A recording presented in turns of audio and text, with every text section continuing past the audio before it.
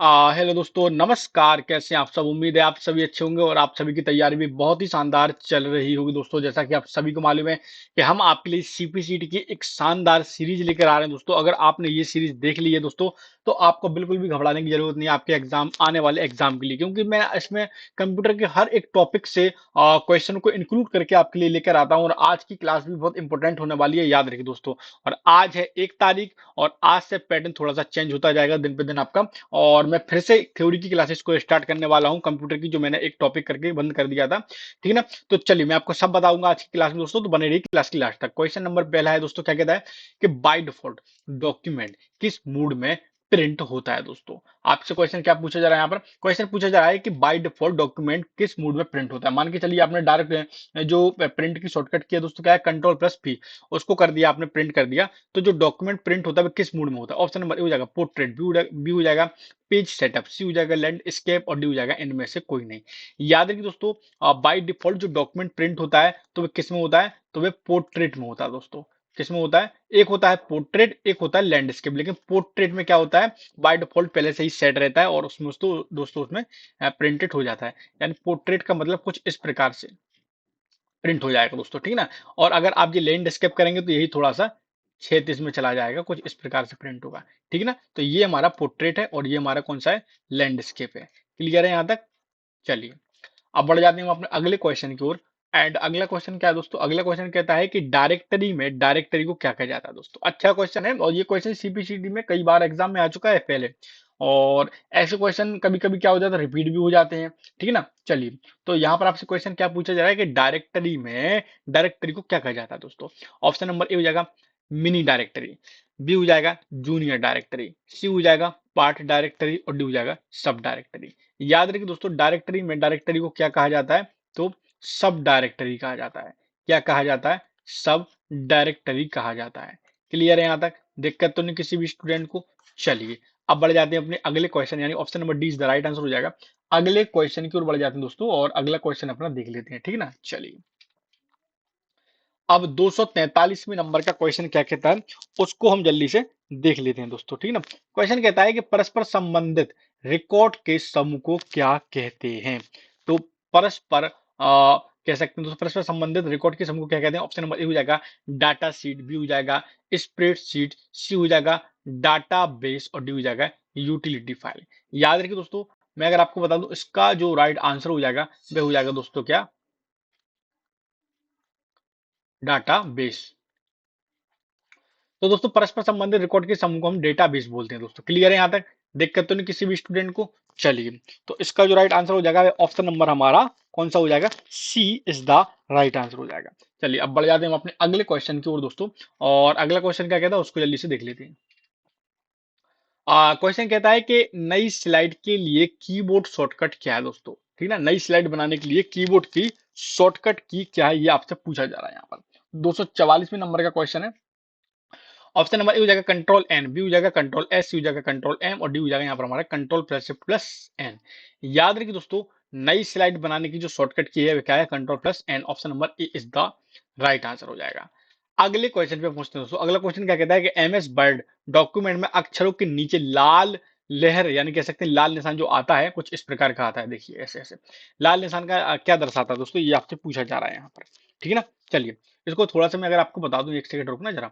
चलिए, कुछ इस प्रकार से लाल रंग का लिखा आ जाता है। ठीक है ना? तो ये क्या दर्शाता है, ये आपको बताना है दोस्तों। ठीक है? एमएस वर्ड में डॉक्यूमेंट के अक्षरों के नीचे जो लाल रंग का निशान होता है दोस्तों, वह क्या दर्शाता है? ऑप्शन नंबर ए हो जाएगा ग्रामर त्रुटि, बी हो जाएगा स्पेलिंग त्रुटि, सी हो जाएगा प्रिंटिंग त्रुटि, और डी हो जाएगा एड्रेस ब्लॉक।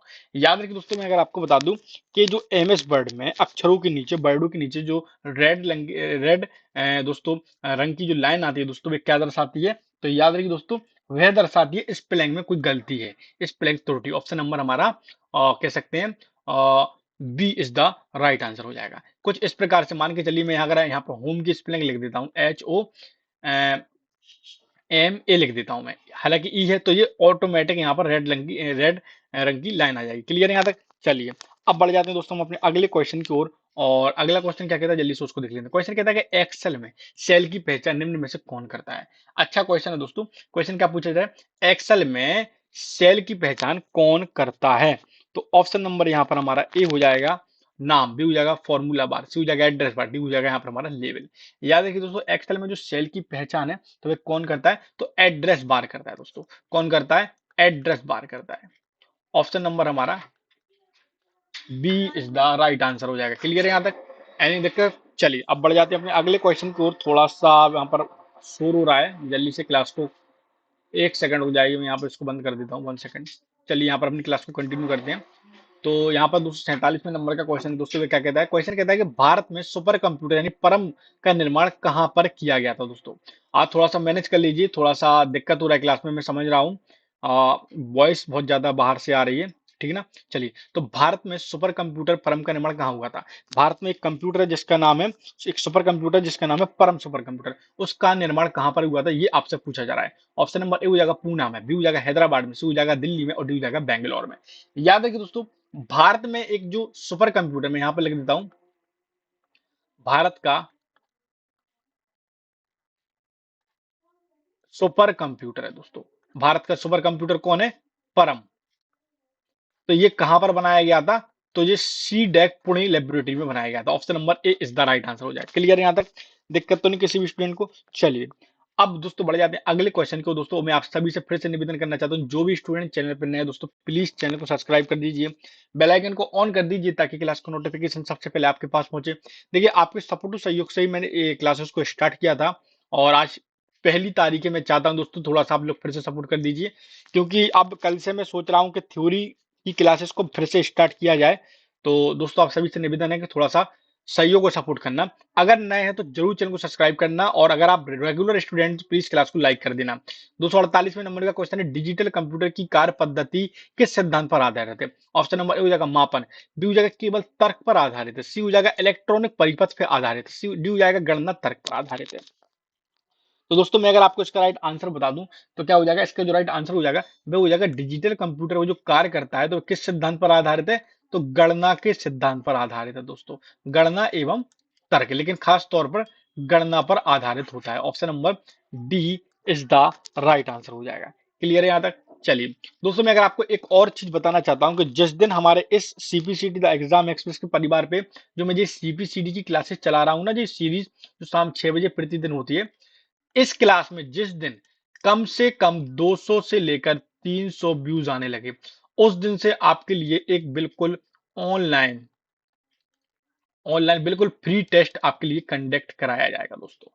आपको पीडीएफ भी प्रैक्टिस सेट की प्रोवाइड कराई जाएगी। तो थोड़ा सा सपोर्ट करना, आपके लिए इस पर वर्क चल रहा है, काम चल रहा है हम लोगों का, ठीक ना, टीम हमारी काम कर रही है। तो जिस दिन मेरे पास अच्छे व्यूज आने लगे मेरी क्लास में, उस दिन से आपके लिए ये मैं प्रोसेस सारी की सारी स्टार्ट कर दूंगा, ठीक ना। चलिए, तो यहाँ पर पहले क्वेश्चन का आंसर तो बता दूं, जल्दी जल्दी में निकल गया। चलिए, निर्बाध ट्यूब किस पीढ़ी के कंप्यूटर से संबंधित है। जो निर्बाध ट्यूब होती थी, वैक्यूम ट्यूब वगैरह हुआ, निर्बाध ट्यूब, तो ये किस पीढ़ी के कंप्यूटर से संबंधित है।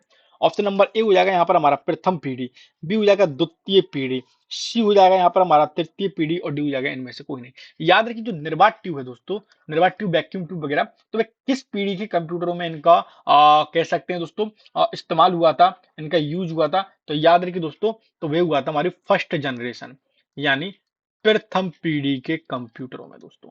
किसमें हुआ था, प्रथम पीढ़ी के कंप्यूटर में हुआ था। क्लियर है यहाँ तक, दिक्कत तो नहीं।